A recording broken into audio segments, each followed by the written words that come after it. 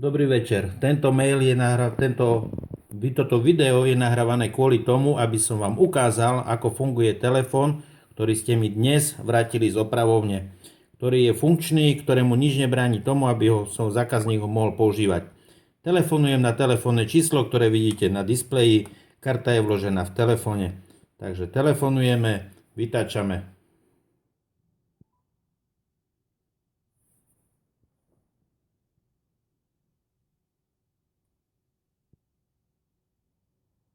Čiže telefón nám nezvoní. Počkaj, nechaj. Nech kus Čakáme.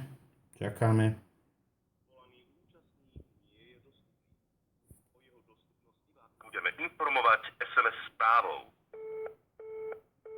Dobre, zruš. Čiže volaný účastník nie je dostupný. Z toho zavolaj. Takže zrušíme hovor. Zapneme druhý telefón, na ktorom nám displej vypisuje, čo nám vypisuje. Máme signál naplno. Signál je naplno. Takže zavoláme späť na druhý telefón. Ten 0905. Na ten, z ktorého sme volali pred chvíľou.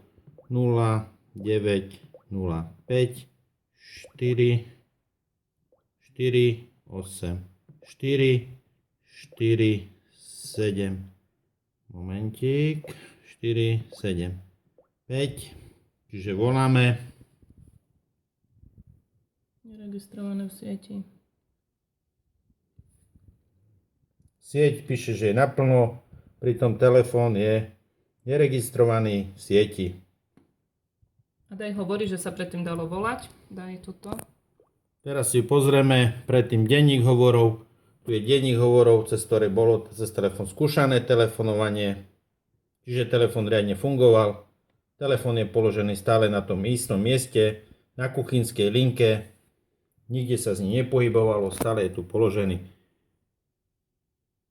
Čiže neviem, či vám to stačí ako dôkaz. Dané video zavesíme na YouTube, tak ako ste nám povedali, a môžete si ho sledovať, kedy chcete. Není problém. Ďakujem.